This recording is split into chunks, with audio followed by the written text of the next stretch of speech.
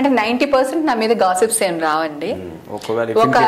లేదు అంటే నేను ఒక పుష్కరాలకి స్నానాలకి వెళ్ళాం మేము మా ఫ్యామిలీతో, నేను నా కూతురు అందరూ పవిత్రంగా రాజమండ్రి.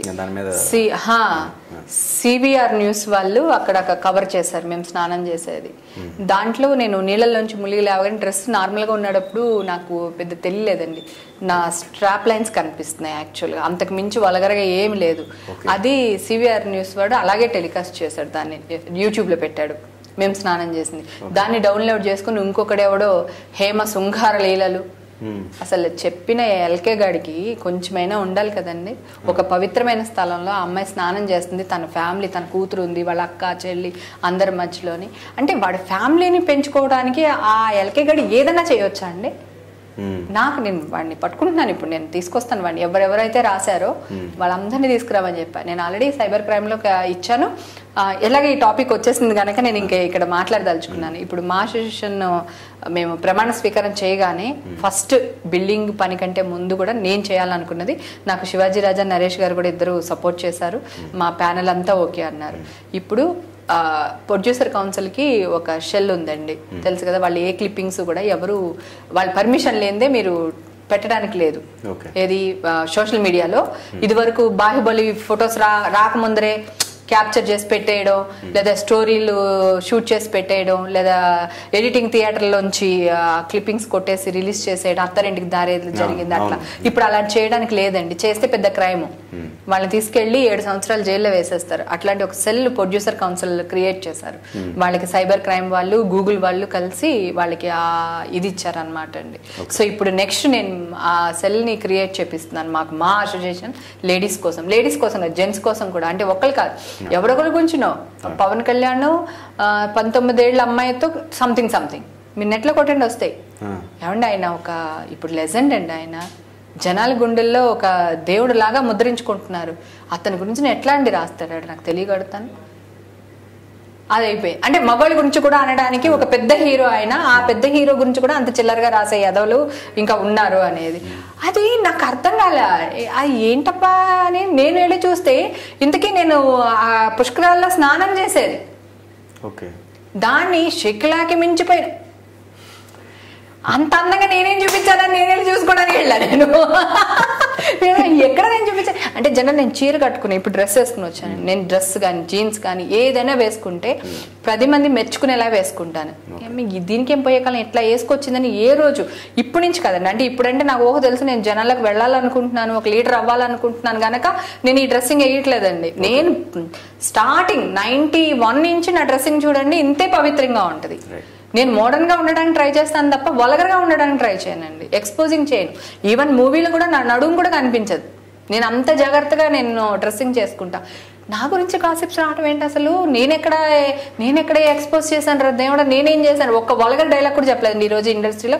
కాబట్టి నేను ఏమంటారు తొడగొట్టి చెప్పగలను మా బాలకృష్ణ గారి లాగా.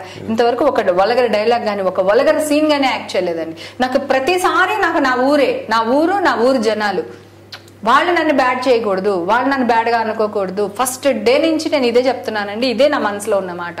అలాంటిది ఒక పుష్కరాలకు వెళ్ళిన సీన్ ఆ సిబిఆర్ న్యూస్ వాడికైనా బుద్ధి ఉండాలి కదండి, ఎట్లా పెడతాడండి వాడు అసలు నాకు తెలియకడతాను. ఒకవేళ నిజమే నీళ్ళలో ములిగినప్పుడు ఏదైనా నీకు అట్లా అనిపించింది అనుకోండి, అది కూడా వలగరగా లేదండి, కలర్ కనిపిస్తుంది అంతే. నా డ్రెస్ నుంచి నేను వేసుకునే ఇన్నర్ కలర్ కనిపిస్తుంది. దానికి వాడు అట్లా పెట్టేసరికి ఇంకొక 10 మంది దాన్ని డౌన్లోడ్ చేసుకుని సోషల్ మీడియా వాళ్ళు దానికి వాళ్ళు అందంగా ఒక ఆడపిల్ల చేత చెప్పించాడు. ఆ చెప్పిన ఆడపిల్లకి బుద్ధి లేదా, ఆడిచ్చే 200-300కి డబ్బింగ్ చెప్పుద్ది. అది ఆ గాడితకైనా బుద్ధి ఉండాలిగా. ఏంటండి పాపం ఆవిడ ఏం చేశారని మీరు చెప్తున్నారు, నేను దీనికి వాయిస్ ఓవర్ ఇవ్వడం అవసరమా అని ఆ లేడీ అన్న అడగాలి కదా. నేను ఆ పరిస్థితులు ఉంటే డెఫినెట్గా అడుగుతాను, డైరెక్టర్తో ప్రొడ్యూసర్తో కూడా గొడవ పెడతా. ఏమంటే అక్కడ ఏముందని మీరు చేస్తున్నారు, ఎందుకు ఇట్లా చేస్తున్నారని నేను గొడవ పెడతా. వాడు ఇప్పుడు నాదా క్లిప్పింగ్ వేసి వాడి పత్తిత్తు, వాడి ఫ్యామిలీ పత్తిత్తులు అందరూని వాడి ఫ్యామిలీని పెంచుకోవడం కోసం నన్ను బ్లేమ్ చేసి సోషల్ వెబ్సైట్లో ఇది పెట్టాడు.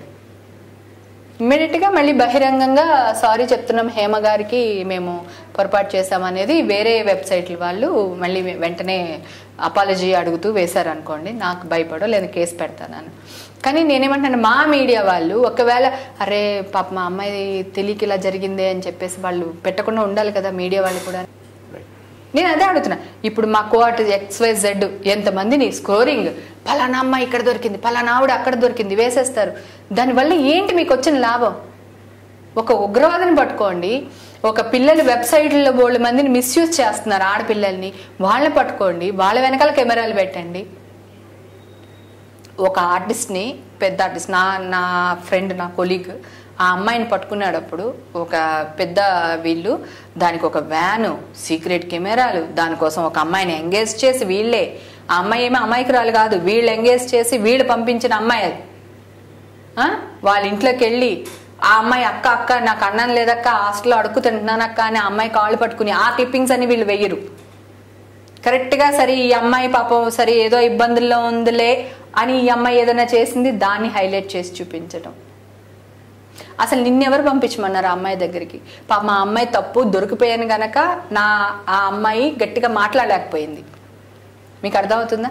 లేకపోతే అసలు వాళ్ళు ఎవరండి మీడియా వాళ్ళు? ఒకళ్ళ ఇంటికి పిచ్చి ఆ అమ్మాయిని వీళ్ళు క్రియేట్ చేసే అమ్మాయిని వీళ్ళ అమ్మాయికి డబ్బులు ఇచ్చి ఆ అమ్మాయి వెళ్ళి ఓపెన్ గా నాకు ఇది కావాలి, నేను ఇలా బతకాలి, నాకు ఇది లేదు అది లేదని అడిగిపిచ్చి ఇది సరే అది పక్కన పెట్టండి. ఒక హీరోయిన్ పాప చేయలేకపోయింది, ఇండస్ట్రీలో రాలేదు, తన ఫ్యామిలీ కోసం ఎక్కడో ఏదో తప్పు చేస్తుంది, అది ఇల్లీగలే. నేను ఆ అమ్మాయికి సపోర్ట్ చేయట్లేదు, ఇల్లీగల్ పనులు చేయండి అని ఎంకరేజ్ చేయట్లేదు, తప్పే. కానీ ఒక ఆడపిల్ల అంత హీరోయిన్ స్టేచర్లో ఉండి ఒక తప్పు చేస్తుంది అంటే, అమ్మ మాట్లాడుతుందంటే దాని వెనకాల వాళ్ళ ఫ్యామిలీని పెంచుకోవడం కోసమే కదా. అది తప్పు, క్రైము. నువ్వు టీవీలు పెట్టి ఆ అమ్మాయిని పట్టుకుని నువ్వు ఇండస్ట్రీ మొత్తానికి, దేశాన్ని మొత్తానికి చూపిస్తావు. మరి మా ఇష్టం లేకుండా, మా ఆర్టిస్టులు ఇష్టం లేకుండా నువ్వు ఫోటోలు మార్ఫింగ్ చేసి ఫేస్బుక్లో పెట్టి, లేదంటే ఒక దీన్ని క్రియేట్ చేసి వెబ్సైట్లో మమ్మల్ని వాడుకొని వాడి పెళ్ళం బిడ్డల్ని పోషించుకున్న వాళ్ళు కొన్ని లక్షల మంది ఉన్నారు, కొన్ని వేల సోషల్ మీడియా వెబ్సైట్లు ఉన్నాయి. ఈవేళ నేను ఆ ఒక్కదానికి వెళ్తే నాకు కొన్ని వందల ఆర్టిస్టులు కనిపించారండి. అందరూ మార్ఫింగ్, హీరోయిన్స్, వాళ్ళ అక్కల చెల్లుళ్ళ, ఒక పెద్ద ఫ్యామిలీ అమ్మాయిలా, అసలు ఏమీ లేదండి. అసలు వాడి ఫ్యామిలీని పెంచుకోవడానికే ఇవన్నీ చేస్తున్నాడు. సో నేను దాని మీద ఫైట్ చేస్తాను, ఆ సెల్ఫ్ క్రియేట్ చేపిస్తున్నాను. నేను స్వాతి లక్కర్ మేడం కదా ఆవిడతో మాట్లాడొచ్చాను, ఏసీబీ గారితో మాట్లాడాను, ఎస్ఐతో మాట్లాడాను, అన్నీ జరుగుతుందండి, వర్క్ జరుగుతుంది మొత్తం సోషల్ మీడియా మీద. మొత్తం అందరూ సోషల్ మీడియాలో ఎవరైనా సరే ఒక అమ్మాయి గురించి ఒక అక్షరం తప్పు రాద్దామనే ధైర్యం కూడా నా కొడుకులకి రాకూడదు. అది చేసిన తర్వాత నేను అప్పుడు గొప్పగా నా వెబ్సైట్ గురించి నేను చెప్పుకుంటా. ఇప్పుడు నేను ప్రయత్నం మాత్రమే చేస్తున్నాను. దీంట్లో నాకు ఎంతమంది అడ్డొస్తారో నాకు తెలియదు. ఒక్కడిని పట్టుకొని స్టేషన్కి లాక్ రావడానికి నాకు 4 ఫోన్స్ వచ్చినాయి. ఏపీ సీఎం క్యాంపస్ ఆఫీస్ నుంచి కూడా ఒకళ్ళు ఫోన్ చేసి, మేడం తెలియక ఏదో పిల్లోడు అట్లా ఏదో చేశాడు, ఎందుకులేండి మేడం అన్న వాళ్ళు కూడా అన్నారు. నేను అన్నాను, మీరు ఏం జరిగిందో తెలుసా సార్ మీకు అని అడిగా. లేదమ్మా అన్నారు. ఒకసారి చూడండి సార్ వాళ్ళు ఏం చేస్తున్నారు, ఆ వెబ్సైట్ ఏం చేస్తున్నారు ఒకసారి చూడండి, చూసి మీరు మాట్లాడండి సార్ నాతోని. అప్పుడు కూడా మీరు ఇదే మాట మాట్లాడితే చలో సార్ అలాగే చేద్దామని. నన్ను బ్లాక్మెయిల్ చేయలేదు ఆయన, నన్ను బెదిరించలేదు. నేను ఇట్లా చేసేస్తున్నామని బెదిరింపు కాల్స్ ఏమి రాలే నాకు. కాకపోతే ఎందుకులేమ్మా అనే కన్విన్స్ కాల్ వస్తే కూడా నేను ఇదే చెప్పాను, ఓకే సార్ కన్విన్స్ అయిపోదాం, నాకు కూడా వాడిని ఏదో చేయాలని ఏమి లేదు. నేను ఇప్పుడు ఇంత మంచిగా మాట్లాడాను, ఒక మంచి విషయం చెప్పాను కదా, దీన్ని రేపొద్దున విచిత్రంగా డిఫరెంట్గా దీన్ని ఎలా బూత్ చేసేద్దామా అని బ్రెయిన్లో ఆలోచించి రేపు వాళ్ళు బతకడానికి మళ్ళీ దీన్ని ఒక బూత్ కార్యక్రమం చేస్తూ ఉంటారు. నాకు ఆ మీడియాలో అదే నచ్చట్లేదు. తెల్లారి లెగిస్తే మీరు మాకు కావాలి, మీరు లేకపోతే అసలు హేమే లేదు. మీరే హేమని క్రియేట్ చేశారు, అది నవ్వుల హేమ అవనివ్వండి, రెబల్ హేమ అవనివ్వండి, ఏదైనా సరే ఒక మీడియానే నన్ను చేసింది, మీడియానే నాకు లైఫ్ ఇస్తుంది. మీడియా లేకపోతే నేను లేను. కానీ అలాగే హేమ లేకపోతే కూడా కొంతవరకైనా మీడియాకి హేమ కావాలి కదా. పొడి 100% మీడియా నా మీద బతుకుతుందని నేను అన్నాను. కాకపోతే హేమ ఒక గ్లామర్ ఆర్టిస్ట్, తను మాట్లాడితే 4 వ్యూవర్స్ చూస్తారు, 4 రేటింగ్ వస్తుందనేగా మీరు నన్ను పెట్టుకుంటున్నారు. అంటే నేను కూడా మీకు కావాలి కదా, ఎంతో కొంత అయినా కావాలి కదా. ఎందుకు మమ్మల్ని బ్యాడ్ చేస్తారు చిన్న విషయాలకి? మరి దాని మీద ఇన్ని వెబ్సైట్లు పుట్టగొడుగులాగా పుట్టుకుపోయినాయే. నువ్వు అంత పెద్ద ఛానల్ వాడివి కదా, ఆడవాళ్ళ మీద నువ్వు కెమెరాలు పెట్టే బదులు నువ్వు అదే ఛానల్ని వెబ్సైట్ల మీద పెట్టచ్చు కదా. కొన్ని వేల మంది ఫ్యామిలీస్ బతుకుతారు. ఇప్పుడు నా కూతురు 15 yearsకి వచ్చిందండి, రేపొద్దున వాళ్ళ ఫ్రెండ్స్ ఎవరన్నా అంటే దీని గురించి నా బిడ్డ మనోవేదన ఎంత ఉంటుందో ఆలోచించండి. రేపు నా బిడ్డకు పెళ్లి చేయాలి, లేదా XYZ. ఇప్పుడు ఎవరైతే వీళ్ళు టీవీలో ప్రమోట్ చేసి పలానా XYZ అమ్మాయిలని ఎవరైతే ఆర్టిస్టులని మీరు పెట్టారో వాళ్ళకి పెద్ద పెద్ద కూతుర్లు ఉన్నారు, కాలేజీకి వెళ్తున్నారు, వాళ్ళ కొడుకులు ఉన్నారు. సో వాళ్ళందరినీ మీరు ఇది చేసి దానివల్ల మీకు ఎంత రేటింగ్ వచ్చింది? మా అంటే 10 లక్షలు తిన్నారా? 20 లక్షలు వచ్చిందా మీకు? దానివల్ల మీరు బతికేస్తారా? అంత చిల్లరగా బతకడం మీకు అవసరమా? మీడియాకి అంత అవసరమా? అంత చిల్లరగా బతకాలా? ఆ 10 లక్షలు మీకు రావా? ఏం సాధించారు? ఈ వీళ్ళని అందరినీ చూపించి వాళ్ళ ఫ్యామిలీని బయటేసి మీరు ఏం సాధించారు? ఏం చూపించాలనుకున్నారు? వాళ్ళ వల్ల ఇండస్ట్రీకి నష్టం వచ్చేసింది, ఇండస్ట్రీ పరుగు పోయింది అనుకునే వాళ్ళే కానీ అరే ఆ పిల్లకి మన క్యారెక్టర్లు ఇవ్వలేక ఏదో మిస్, ఆ ఫ్యామిలీని పెంచుకోవడానికి ఆ అమ్మాయి అంత కష్టపడింది, పాప ఆ అమ్మాయి ఏదో చేసింది పోన్లే అనుకునే వాళ్ళు ఎక్కడ ఉన్నారు చెప్పండి? ఇప్పుడు వెబ్సైట్లో నేనే 250 వెబ్సైట్లని నేను ఒక చిన్న వీడియో, ఇంత వీడియో 250 వెబ్సైట్లో నేను చూసానంటే నాతో పాటుకి ఎంత మందిని చూసి ఉంటానో ఆలోచించండి. వాళ్ళ మీద ఎన్ని లక్షల మంది బతుకుతున్నారు. అది ఇల్లీగల్ కాదా? సోషల్ మీడియాలో అది వేసేది ఇల్లీగల్ కాదా? దాని మీద మీరు ఛానల్ వాళ్ళందరూ ఫైట్ చేయొచ్చు కదా. ఎంతో కొంత మీకు 5 లక్షలు 10 లక్షలు లేదా ఆ రోజు 1 కోటి రూపాయలు వచ్చింది. ఒక ఆడపిల్ల ఏడుపు మీద వచ్చే 1 కోటి రూపాయలు మీ ఛానల్కి అంత ఇంపార్టెంటా? దాన్ని బట్టి మీ పెళ్ళం బిడ్డల్ని పెంచుకోవడం మీకు అంత ఇంపార్టెంటా అనేది ఒక్కసారి ఆలోచించాలని నేను మనస్ఫూర్తిగా కోరుకుంటున్నానండి. ఛానల్ వల్ల లేకుండా నేను లేను, నాకు ఛానల్ వల్ల 100% కావాలి. ఛానల్ వల్ల తోడు లేకుండా హేమ ఎప్పుడూ ఉండదు.